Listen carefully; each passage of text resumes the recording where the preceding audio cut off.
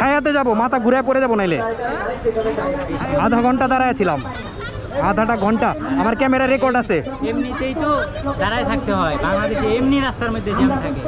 এইখানে কি ভাইয়া সব নোয়াখালীর ওই যে জায়গার নাম নাকি? লক্ষ্মীপুর, চাটখিল, এগুলো তো সব নোয়াখালীতে মনে জায়গার নাম। হ্যালো এভরিওয়ান, আসসালামু আলাইকুম। আশা করি সবাই ভালো এবং সুস্থ আছেন। আলহামদুলিল্লাহ, আমিও ভালো আছি। চলে আসলাম নতুন আরেকটা ভিডিও নিয়ে। দেশ স্বাধীন হয়েছে 2 মাস আগে, কিন্তু তাও আন্দোলন শেষ হয় না। আজকে দুপুরে যখন বাসায় ফিরতেছিলাম, একদম আন্দোলনের মাঝখানে যেয়ে পড়ছি। না আগে বাড়া যায় না পিছে আসা যায়। বিশ্বাস করবেন না ভাই, আমার পিছনে রিকশায় বসা যে মহিলাটা ছিল উনি শেষমেশ কান্না করে দিছে। এতটাই বিশ্রী পরিস্থিতি, আর তার উপরে রৌদ্রের বিকট তাপ। ওনাদেরকে রিকোয়েস্ট করলাম যে ভাই একটু যাইতে দেন। মানবতা বা বিবেকবোধ কোনো কিছুই নাই এদের মাঝখানে, খালি মাথায় একটাই আছে, কেমনে দাবি আদায় করতে হবে। আর তাও কিনা সেটা আদায় করার জন্য জিম্মি করে ভাই আমাদের মতো সাধারণ মানুষদেরকে। যাই হোক, আজকে ইনকামও হয়েছে আলহামদুলিল্লাহ ভালোই। চলেন তাইলে দেরি না করে ভিডিওটা বিসমিল্লাহ করি। আজ অক্টোবর মাসের 8 তারিখ, রোজ মঙ্গলবার। সময় এখন সকাল 9:25। আমার ভিডিওটা শুরু হচ্ছে বংশাল থেকে। হেলমেট তো আছেই না?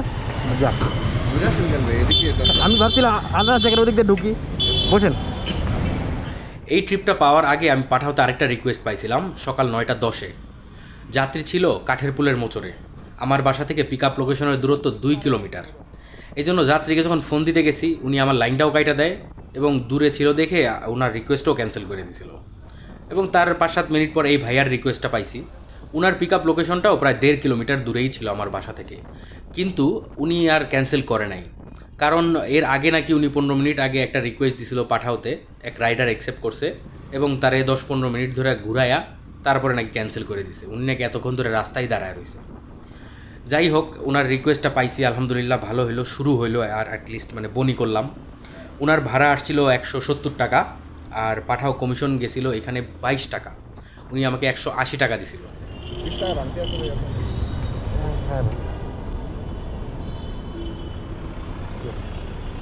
ওকে, থ্যাংক ইউ ভাই। আসসালামু আলাইকুম, আবার দেখা হবে ইনশাআল্লাহ। আগের যাত্রীকে নামাইছিলাম 10:10-এ। তারপর আমি ডাইরেক্টলি বনশ্রীর দিকে রওনা দিয়ে দিছি, কারণ আজকে ভাই বোনাসটা যেমনি হোক ধরুমি। গতকালকের ভিডিওতে তো আপনারা দেখছেন বোনাস পাই নাই, এবং আপনারা অনেকেই আমাকে পরামর্শ দিচ্ছেন সকাল সকাল বেরোইতে। ভাই আমি প্রতিদিনই 6:30টার দিকেই উঠি। ওঠার পরে একটু ইউটিউব চালাই, যে কমেন্টগুলো আছে ওগুলো অ্যান্সার দেওয়ার চেষ্টা করি। তারপর ভাই ডান হাত বাম হাতের অনেক কাজ থাকে, ওগুলো সারতে সারতে দেখি যে কেমনে জানি 8:30 বাজে গেছে। আর সকালবেলা একটা জিনিস খেয়াল করবেন, যখন অ্যালার্ম বাজে তখন যদি আপনি অ্যালার্মটা বন্ধ করে মনে মনে ভাবেন যে আর 5টা মিনিট ঘুমাই তারপরে উঠবো, তখন দেখবেন যে ওই 5 মিনিটের ঘুমাইতে যায় 1-2 ঘন্টা পার হয়ে গেছে। সকালবেলা সময়টা সবসময় একটু তাড়াতাড়ি যায়। এই জন্য আজকেও বা প্রতিদিনই আমার এরকম 9টাই বাজে যায় বাইর হইতে হইতে। চলেন, বনশ্রীতে যাওয়ার পর একটা রিকোয়েস্ট তো পাইছিলামই। যে ভাইয়া রিকোয়েস্ট দিছে উনি আছে ফারাজি হাসপাতালের সামনে, সে যাবে হলো ইসলামপুর সদরঘাট। এমনি কয় টাকা ভাড়া হওয়া উচিত? ও মাই গড। হ্যাঁ হ্যাঁ ধরেন, যদি আপনি সহযোগিতা করেন। হ্যাঁ অবশ্যই। হ্যাঁ, ইসলামপুর কোথায় যাবেন? নবাববাড়ি। নবাব বাড়ি, যেখানে কাপড়ের মার্কেট। জি। চলেন। যাত্রীকে যেখানে পিক করতে গেছি ওইখানে দাঁড়ায় ছিল 2-3 জন রাইডার ভাই। আমাকে দেখে তারা জিজ্ঞেস করলো যে ভাই আপনি কি যাত্রী পিক আপ করতে আসছেন? আমি বললাম হ্যাঁ। তারপর জিজ্ঞেস করলো যে কোথায় যাবেন, ভাড়া কত? আমি বললাম সদরঘাট ইসলামপুর। ভাড়া দেখাইছে অ্যাপে 180 টাকা, আর কমিশন যাবে ধরেন 25 থেকে 30 টাকা, ওই 160 টাকার মতো থাকবে। এটা শোনার পর তারা হাসতেছিল। আমি তখন তাদেরকে জিজ্ঞেস করলাম যে ভাই আপনারা কত টাকা ভাড়া হইলে যাবেন সদরঘাট ইসলামপুর? ওনরা বললো 300 টাকার 1 পয়সাও নিচে তারা যাবে না। আর তাদের কথা শুনে আমার একটা কাহিনী মনে পড়লো। এই তো 1 বছর আগের কাহিনী, গত বছরের কাহিনী। যখন আমি বাংলাদেশে ল্যান্ড করি সৌদি আরব থেকে, ওই দিন আমার 7টা বাজে ল্যান্ড করার কথা, এবং আমার ফ্যামিলিকে বলছিলাম যে আমাকে নিতে আইসো 7টা থেকে 8টার ভিতরে। কিন্তু যখন ল্যান্ড করছি, ল্যান্ড করার পর 10 মিনিটের ভেতরে ইমিগ্রেশন পার হয়ে আমি লাগেজ নিয়ে বের হয়ে গেছি। বের হয়ে যাওয়ার পর দেখলাম কেউ নাই। আর আমার সাথে আরেকজন আসছিল আমাদের কোম্পানিরই, তাকে তার মামা নিতে আসছিল, সে চলে গেল তার মামার সাথে। আমি দাঁড়ায় আছি এয়ারপোর্টে, ওখানে ফ্রি ফোন আছে। আমি ফোন দিলাম আমার বোনরে। সে বলতেছে যে আমরা তো মহাখালী আছি, অনেক জ্যামে, তুই একটা কোনো কিছু ম্যানেজ করে চলে আয়, কোনো একটা সিএনজি বা ট্যাক্সি নিয়ে। আমি বললাম ঠিক আছে, ওকে, নো প্রবলেম। আর অনেক দিন পরে যেহেতু বাংলাদেশে আসছে, আমার মনটা একটু কেমন জানি করতেছিল। তারপরেও জিজ্ঞেস করলাম একটা ট্যাক্সিওয়ালারে, এয়ারপোর্টের ওপরে ট্যাক্সি দাঁড়ানো থাকে, বললাম যে ভাই কোর্ট কাছারি সদরঘাট যাবেন কিনা। সে বলল হ্যাঁ যাব। আমি বললাম ভাড়া কত? উনি আমাকে বলল ভাই 5,000 টাকা। এখন এটা শুনে আমি তার মুখের দিকে অনেকক্ষণ তাকায় আছি। লোকটা হয়তো বা ভাবছে আমি কোর্ট কাছারি সদরঘাট যায় ওইখানে যে লঞ্চ আছে, লঞ্চে ধইরা ভাসতে ভাসতে জামুগা সেই বরিশাল, মানে একবারে ঢাকায় নতুন, চিনি না। আমি আর তার সাথে কোনো কথা বাড়াই নাই। তারপর হাঁটতে হাঁটতে একদম মেন রোডে গেছি। এয়ারপোর্ট থেকে একদম ভিতর থেকে মেন রোড পর্যন্ত যাইতে কিন্তু অনেকখানি দূরত্ব, প্রায় কিলোমিটারের মতো হবে। আমার সাথে 2টা লাগেজ ছিল এবং কাঁধে একটা ব্যাগ। আর রাত্র তখন বাজে 8:30টার মতো। যাওয়ার পর ওইখানে সিএনজি পাইছি, একটা সিএনজি থামাইছি, ওনাকে জিজ্ঞেস করলাম, উনি 600 টাকা চাইছে কোর্ট কাছারি পর্যন্ত। তারপর ওনারটার মধ্যে চলে আসছি। যদিও আসতে আমার প্রায় 3 ঘন্টা লাগছে, প্রায় 12টা বাজে গেছে। যাই হোক, এই ঘটনাটা বলতে ইচ্ছা করলো কারণ আজকে যে রাইডার ভাইয়া ছিল উনি এতটাই বেশি ভাড়া বললো, একদম সেই দিনের ট্যাক্সিওয়ালার মতো, মানে 5,000 টাকা। চলেন তাহলে ভাইয়ারে নামাই। উনার ভাড়া আসছিল 196, পাঠাও কমিশন গেছিল 30 টাকা। এখান থেকে শুরু করে এরকম মানে ইউ আকৃতি shape। হ্যাঁ হ্যাঁ, সামনে গিয়ে আবার দিকে ডান দিকে আছে, হ্যাঁ বাম দিক সব দিকে আছে ভাইয়া, পুরো প্রক্সিমিটি। এটা হলো কাপড়।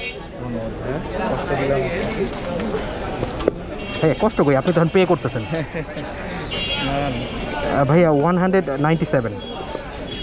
আপনি ওকে তাহলে মানে আর লাঞ্চে নিয়ে ঝামেলা আছে আপনার কাছে লাঞ্চে? হ্যাঁ হ্যাঁ, থ্যাংক ইউ।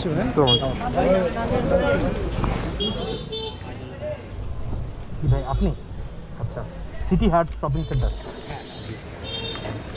আগের যাত্রীকে ঠিক 11টার ভিতরে নামায় দিয়েছিলাম আমি নবাব বাড়ি, এবং 11টা বেজে 3 মিনিটে পরের রিকোয়েস্টটা পাইছি পাঠাও অ্যাপে। যেহেতু 3টা রিকোয়েস্ট চলে আসলো 12টার ভিতরে, আজকে তাহলে 90 টাকা বোনাসটা কনফার্ম হইলো। মনের ভিতরে শান্তি আসলো। আমার যে যাত্রী তার সাথে যখন ফোন দিছিলাম, একজন জোয়ান লোকের সাথে কথা হয়েছে, কিন্তু যখন পিক আপ লোকেশনে গেছি বংশাল সাইকেল মার্কেটে, যাওয়ার পর এক মুরব্বী এসে হেলমেট চাচ্ছিল। যাই হোক, মুরব্বীর ডেস্টিনেশন ছিল Paltan city heart shopping centre, এবং ভাড়া আসছিল 89 টাকা, পাঠাও কমিশন গেছিল 11 টাকা।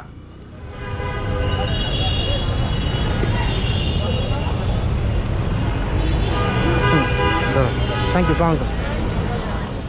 আসসালামু আলাইকুম।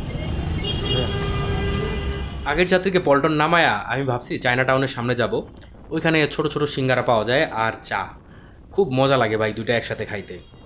যাইতেছি এমন টাইমে হঠাৎ করে রিকোয়েস্ট বাইজা উঠলো। 11:45 বাজে ঘড়িতে। আমি কল্পনাও করতে পারিনি যে ওই সময় রিকোয়েস্ট পাবো, কারণ তখন পাঠাও ম্যাপটা পুরাই সাদা ছিল। আর যেহেতু আগের 3টা হয়ে গেছে, এটা 4 নাম্বার রিকোয়েস্ট ঢুকে গেল 12টার ভিতরে। তার মানে আমি আজকে বোনাস পাইলাম 140 টাকা। যাত্রী আছে জোনাকি সিনেমা হলের সামনে, আর তার গন্তব্য হলো গাবতলী। যাত্রীকে ওঠানোর পর সে আমাকে বলল যে গাবতলী পারাবত যে সিনেমা হলের সামনে মানে টার্নটা আছে, ওইটা কাটা নাকি বন্ধ করে দিছে, এখন নাকি ব্রিজের নিচ দিয়ে যায় ঘুরে আসতে হয়। এই জন্য সে আমাকে একটা বুদ্ধি দিল যে মাজার রোডের সামনে সে নেমে যাবে, তাইলে পরে আমার ঘুরে আসতে সুবিধা হবে। আমি বললাম হ্যাঁ ভাই, এটাই ভালো কথা। যাত্রীর ভাড়া আসছিল 180, পাঠাও কমিশন গেছিল 20 টাকা। যাত্রীর কাছে আবার 1000 টাকার করকরা মসমসা নোট। ও আপনার তো আবার 1000 টাকার নোট না?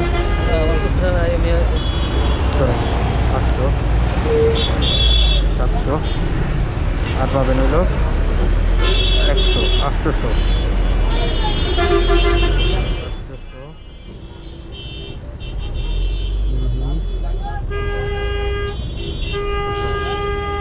ঠিক আছে। আবার ঘুরে না 830 লগে যদি, হ্যাঁ ঠিক আছে। ঠিক আছে, ওকে ভাইয়া, থ্যাংক ইউ, আল্লাহ হাফিজ, আবার দেখা হবে। যাত্রীকে মাজার রোড নামানোর পর আমি ডাইরেক্টলি চলে গেলাম মিরপুর বাংলা কলেজের সামনে। ওখানে পানি টানি খাইলাম, চা খাইলাম। তারপর ইন ড্রাইভে রিকোয়েস্ট দেখতে পাইলাম একটা, তোলারবাগ 1 নাম্বার গেট, নোয়াখালী আবাসিক সমিতি এলাকা থেকে এক ভাইয়া যাবে হলো গুলশান আরং। আর ওখানে যাওয়ার পর দেখতে পাইলাম যে বৃহত্তর নোয়াখালী অঞ্চলের যে নামগুলো আছে ওই নাম অনুসারে ওখানকার বিল্ডিংয়ের নামকরণ করা হয়েছে। যেমন একটা বিল্ডিংয়ের নাম হলো লক্ষ্মীপুর, আরেকটা বিল্ডিংয়ের নাম হলো চাটখাইলা, এভাবে। আসসালামু আলাইকুম ভাইয়া, এটা আমি বাইক ঘুরে নিতেছি। ওকে ভাই, ঠিক আছে, থ্যাংক ইউ, আল্লাহ হাফিজ। আসসালামু আলাইকুম। যাত্রীকে আড়ংয়ের সামনে নামায় আমি চলে গেলাম তেজগাঁর ভিতরে, এবং ওখানে লাভ রোডের সামনে থেকে 1:10-এ আমি পরের ট্রিপটা ধরছি ইনড্রাইভ অ্যাপে। যাত্রীর গন্তব্য হইল কাউরান বাজার। দূরত্ব মাত্র 4.2 কিলোমিটার, আর ভাড়া শো করতেছিল 100 টাকা। খারাপ না ভাই, ঠিকই আছে। ধন্যবাদ ভাই, আসসালাম। যাত্রীকে নামায় আমি দেখলাম 1:30 বাজে গেছে। আমার আর ভাল লাগতেছিল না, প্রচুর টায়ার্ড লাগতেছিল। যেহেতু আজকে প্রচণ্ড রৌদ্রের তাপ, আমি ভাবলাম চলে যাই বাসার দিকে। আর মাসের 30 দিনের মধ্যে আমি চেষ্টা করি 30 দিনই হয়তোবা মতিঝিল দিয়ে যাওয়ার, নাইলে পরে বঙ্গবাজারের ভিতর দিয়ে সোজা বংশাল হয়ে আমার বাসায় যাওয়ার। কিন্তু আজকে কেন জানি হঠাৎ মন চাইলো যে সোজা পল্টন থেকে সোজা গুলিস্তান হয়ে বাসায় যাব। আর তখনই বিপদটা ঘটে গেল। গুলিস্তানে যাওয়ার পর ভাই 45 মিনিটের ওপরে আমি একই জায়গায় বসেছিলাম। তারপর যখন অনেক কষ্টে একদম সামনে জিপিওর মোড় পর্যন্ত গেলাম, একজন আমার মোটরসাইকেল আটকায় দিল। ইভেন কি সে চাবি পর্যন্ত নিয়ে যাইতে নিছিল এক পর্যায়ে। বামে যাওয়া দেবো না বাবা? বামে তাহলে ইউ টার্ন নিয়ে জায়গা। হ্যাঁ, তাহলে ইউ টার্ন নিয়ে জায়গা ভাইয়া। সর্বপ্রথম আপনি কিছু দাঁড়াইবেন 20 মিনিট। আধা ঘন্টা দাঁড়ায় ছিলাম, আধাটা ঘন্টা। আমার ক্যামেরা রেকর্ড আছে। এমনিতেই তো দাঁড়ায় থাকতে হয়, বাংলাদেশে এমনি রাস্তার মধ্যে জ্যাম থাকে। আর এখন কেন নামছে জানেন? যারা মারা গেছে তাদের এখনো কেস পর্যন্ত নিচ্ছে না। পুলিশ যারা মরছে ওটা তাদের বাড়িতে যায় হুমকি দিচ্ছে। ঠিক আছে, বুঝতে পারছেন? আজকে যদি না নামে, যদি আপনার ভাই মারা যেত, আপনার ছেলে মারা যেত, নাম ছিল তো, কেউ না কেউ তো নাম ছিল। জি জি, আন্দোলনে এত মানুষ নাম ছিল, আপনার ভাই নাইলে ছেলে নাই বন্ধু, আপনি নিজেও হয়তো বা নাম ছিলেন, যদি মারা যেতেন। ভাই বুঝতে পারছি। একটা আন্দোলনের পরে যদি এখন এভাবে আপনারা না নামে আপনারা কেউ, করেন, ঠিক আছে, নো প্রবলেম, আমার কোনো বাড়িটা- সমস্যা নাই। যারা আন্দোলন করছে তারাই মার খায়। এটা একটা শোনেন কিশোর আছে, ভাইয়া, তানজিনিয়া আমার আছে, কথাটা পুলিশ শোনেন। আছে। আচ্ছা, আপনারা তো মানুষের দুর্ভোগ করে যাতে প্রমাণ করতে চাচ্ছেন যে আমরা তো চাচ্ছি না, বাট কিছুটা দুর্ভোগ গণতান্ত্রিক দেশে হবেই। যেমন যুদ্ধ হয়, মানুষের দুর্ভোগ হয় না? জি কিন্তু মানুষ কেন করে?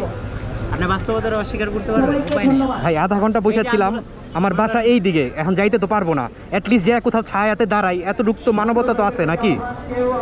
এতটুক ছাড়েন। একজনে ছাড়লে ভাই, আপনারা যদি না বুঝেন, যারা একটু ইয়াং আছেন, যদি না বুঝেন, তাহলে ওনাদের তো আরও সমস্যা।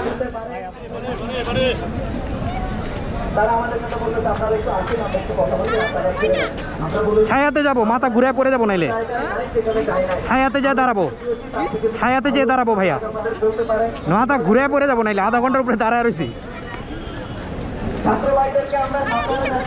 না না, রিস্কাতে ছাড়া যাবে না।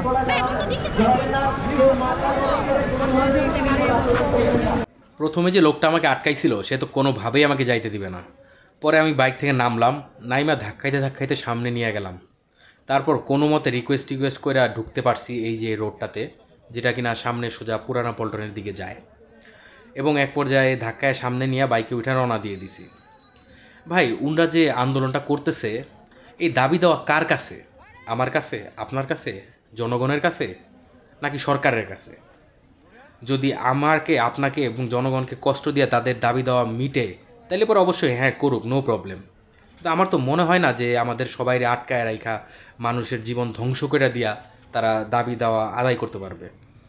তাদের যাওয়া উচিত ছিল ওই যে সচিবালয় বা উপদেষ্টাদের যে বাসভবন, ওই সব জায়গায় যায় মানে তাদের দাবি দেওয়া পেশ করা। এই যে কয়েকদিন আগে 35 বছর চাকরির প্রত্যাশীদের জন্য ডক্টর ইউনূসের বাসার সামনে গেল এবং সেখানে ইচ্ছামতো মাইর খায় তারপর ফেরত আসলো। যাই হোক, পরে আলোচনার মাধ্যমে সমাধান হয়েছে।